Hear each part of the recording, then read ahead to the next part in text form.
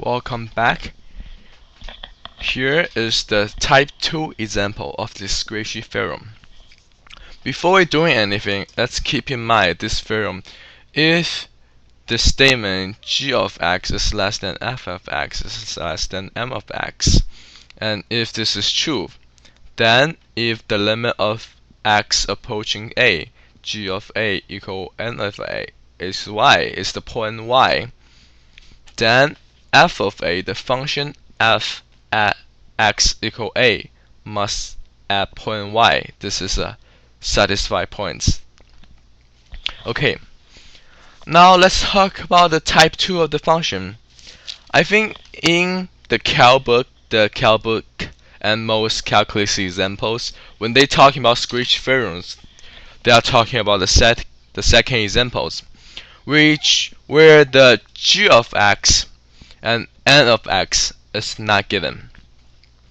These two functions are not given. The only given function is f of x. The only given function is f of x. So they're expecting you to find out what g of x and m of x is. How are we able to do that? How are we gonna do that?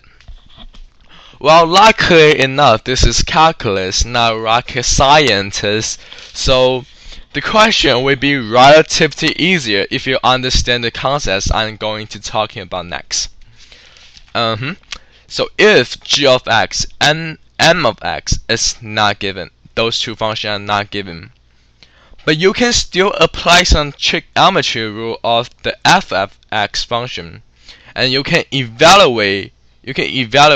compute what g of x and f of x is from what g of x and mx is from f of x from the unit circle if the question is actually relating to some trigonometry function. So let's see. Let's make an example of this. We know the example is gonna involve some trig function. Let me think of one random example. So we have something. Perhaps we have something. Let me think of a question that a calculus book, a textbook will ask you.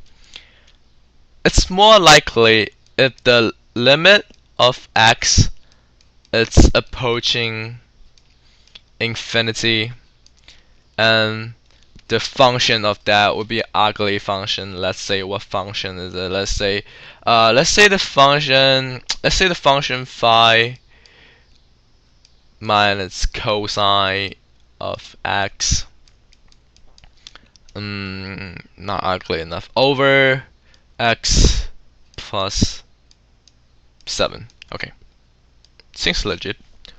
So they want you to calculate the limit of x approaching infinity, phi minus cosine x plus 7.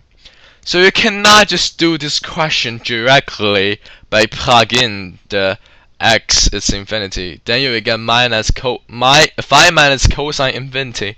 What is cosine infinity? Does not exist. So you cannot do the question this way, just by plugging x. Before we doing this question, you have to understand a very important concept. It's the very first rule you have to understand, that no matter what, the function of sine x, it's always less than equal than -1, and it's always less than equal than 1. I mean, it's always greater than equal than -1, and it's always less than equal than 1. Why is that? Let me finish the second rule first. The cosine of the function x. The cosine of this function x is the same thing. It's always greater than equal than -1, and it's always less than equal than 1. Why is this? Now, if you know this already, you will know it is from unit circle. And this is the trick. This is the function. It's a function trick. Because once you know the sine of x is this range, you can just say -1 and 1 are the two functions. And no matter how much you take it, you minus it, you multiply it, you raise to a power, you divide by it, anything, you just took the same thing as these two functions too. But right here, people will struggle. I mean, students are struggling. Why is this work? Because the textbook, you're fantastic in quotation mark. Textbook was expecting you to be smart enough to understand this process. They were expecting you're a master, you're a PhD degree in trigonometry, and you know all the unit circles, you know every degree and point of the unit circle of it. Therefore, you know this function, this statement must be true. And I will explain to you how is this statement true by using a unit circle. And actually, it's quite simple. Let's go to a unit circle. Oh, this is the unit circle. I got this unit circle from Wikipedia. I know our teacher says not to use the thing as Wikipedia, but this one is actually true in this statement. Okay, in unit circle, what is unit circle? You have a circle with a radius of 1, and you want to construct a right triangle with a diagonal.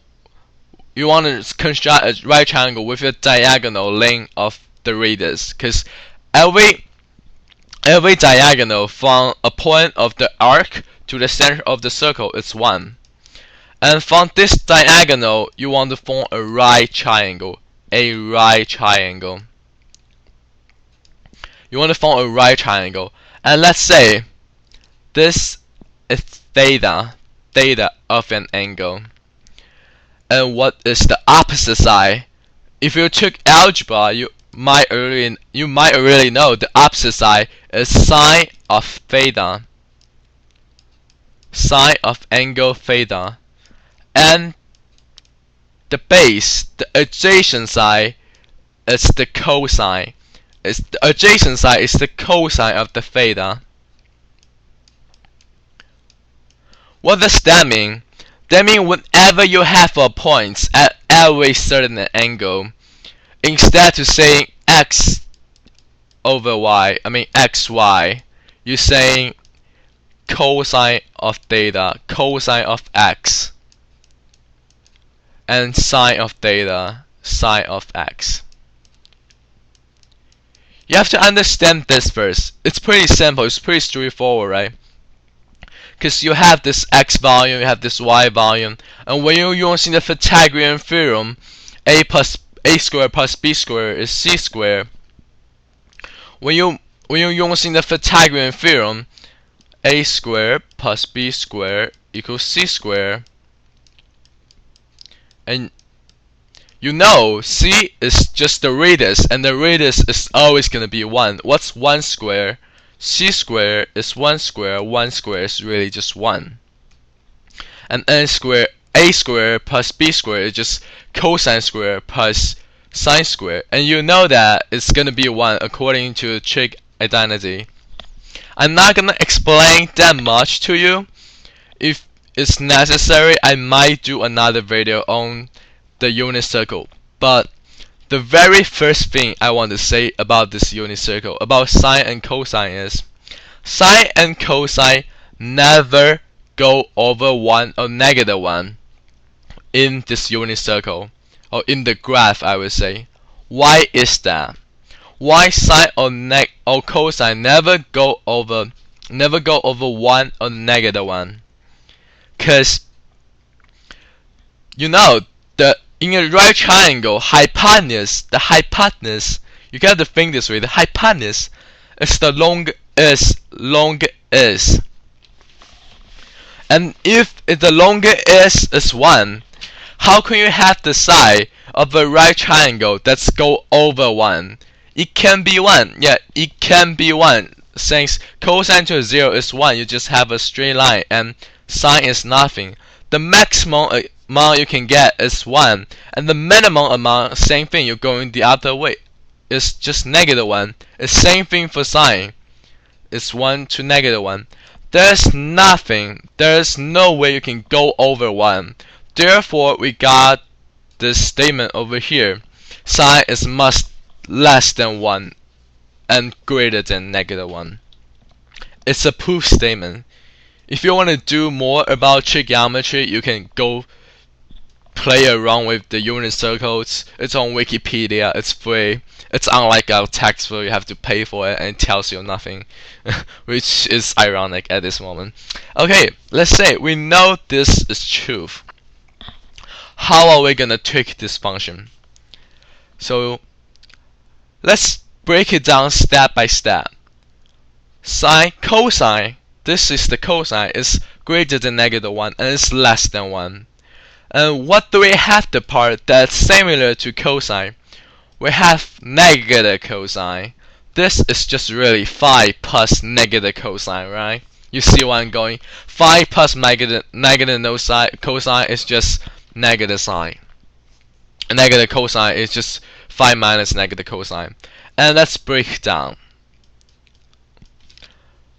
If we want to see negative cosine, so we times the entire this 3 function. If we say this is a function g of x, this is function f of x, and this is function m of x. If you want to do one thing to one function, you must to do the same thing to the other function too. So we times -1 by both sides. But be careful, because when you times -1, you want to switch the direction of this inequality too. Let me give you a real number example. So the example is this. If you have a 2 is less than 4, you times -1 on both sides, you will have -2 is greater than -4, right? Because you cannot have this inequality without switching the sign if you times by a negative number. And it's only change when you times a negative number, because the direction of the number line going backward. So it makes sense too, right? -2 is greater than -4, otherwise this was gonna be a chaos. So yeah. So what do we have instead? What's the next step? What else do we have? Have phi plus the function of negative cosine. So why don't we just plus phi on both of this? We plus phi, and we plus phi. So what we got is really 6 greater than equal than phi minus cosine x greater than equal than 4. Because phi plus -1, that's 4. Oh, you can just I would like to rearrange this whole equation just for it looks prettier. So it doesn't matter, because if you just go in the different order, it still mean the same thing, right? Because 6 is still greater than equal than phi minus cosine x is greater than equal than 4. Okay, fair enough. Let's go to the next step.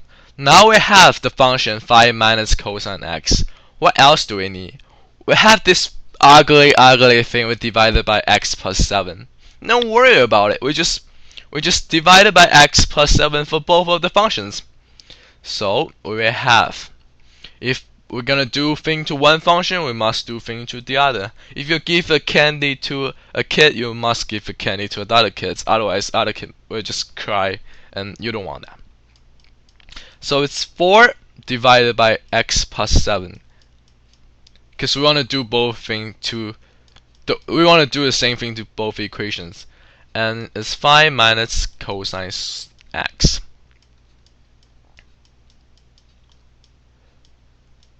X divided by x plus 7, and it's less than 6 divided by x plus 7. You see what I did here? What I did is just basically use this statement, this proven statement, cosine x is less than 1 and is greater than -1. I trick it around. I trick around of it to get this statement, this fx, gx, and nx.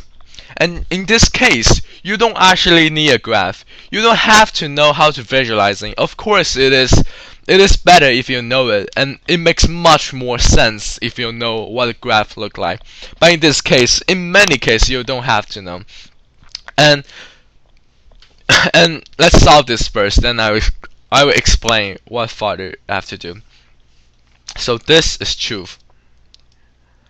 And according to this squishy theorem right here, which you should already know by now, if, so let's plug in limit of x approaching to infinity for, so I just plug in infinity for both of the function, 4 over infinity plus 7. It's just basically infinity. It's less than, equal than the function. I'm not going to, I will say this function is just f of x. I'll just leave as the function itself. Just leave as the function. I'm not gonna plug in x for this one, but you can plug into, it doesn't matter actually. Infinity divided by infinity plus 7. It's less than equal than, it's less than equal than 6 plus infinity plus 7, which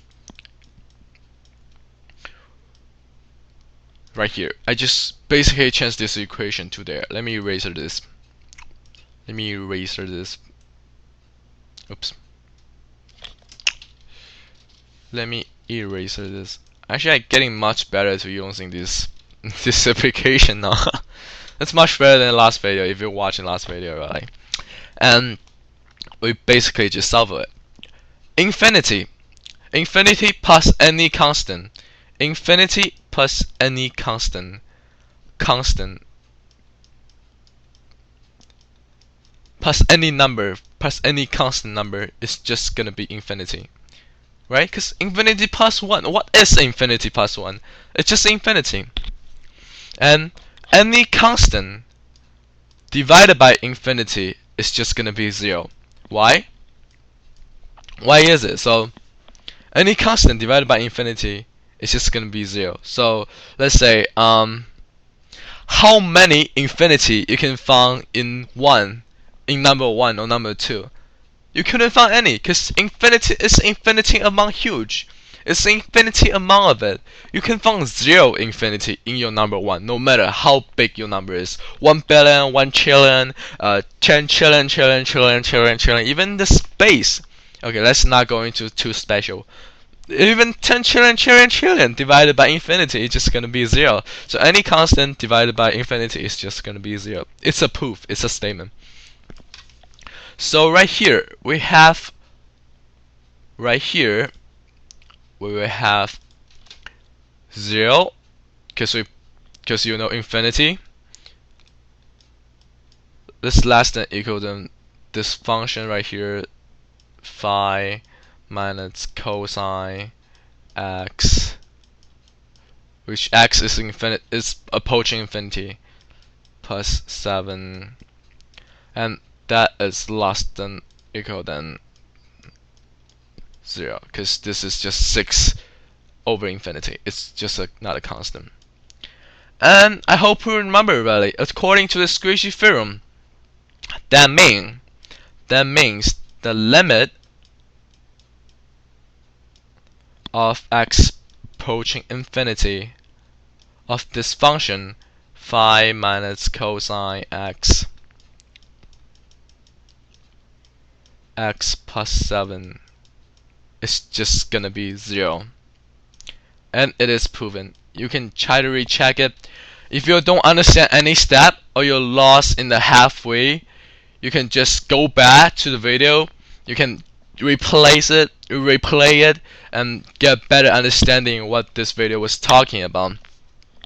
So the hints I'm going to give you is always remember this formula. If you're like me, you want to solve math problem, you want to understand the principle of math, you will go to figure out why is this statement right here. And it's pretty easy to figure out, and after you figure out, you can know so much things in calculus already. I would say you know 50% of the calculus already. And after this question was asked yesterday by a student, I went to your calculus textbook this year, and I saw that the description in the textbook is just too, I will use a positive word, too professional. A formal textbook is not meant to be understood by students. A textbook is meant to be understood for teachers. So only professors know how textbook works and teach to your students.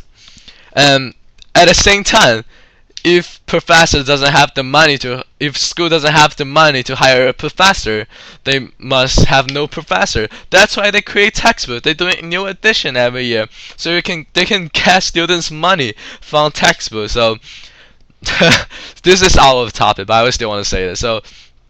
So the money from textbook, it's pay for professor. It's pay for professor. And to be understand the textbook, you need a professor to explain to you. Because 80% of the students right now don't understand what textbook was talking about. Isn't this simple step? All he has to say is that sine x is greater than -1 is less than 1, and cosine x is greater than -1 and less than 1, and this can be 3 part of the function. All we have to say, all the textbook have to say is that instead of 1.5 page of description. But they expect you, a calculus textbook was expecting you to know this already. And this function, this statement is actually not showing any of the trigonometry function too. So you're supposed to learn this by yourself, which the textbook is very hard to read. You need a professor to explain textbook. You need a textbook to explain, to support the money. You need the money to support a professor. Whereas it's very ironic. This statement is very ironic right now. The war. What happened to the war? This is wrong. What happened to our education? The result of this is just gonna be no self-study for students. So we will have a dumb student. Not to be offense. And really, I don't even understand textbooks somehow. I have to read very carefully. I have to reread it. I have to read the example, and then I finally realize, oh, it's that simple. It's that easy. Why is 1.5 page of English for me, a poor Chinese guy, to read all of that?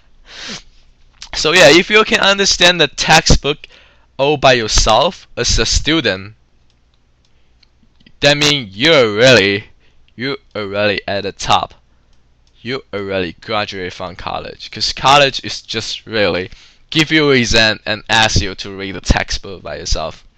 But anyway, hope you enjoyed this tuition and understand what was it talking about. I might have a chance to do more example of this if I have time already. Yeah, see you next time. Hope you enjoy.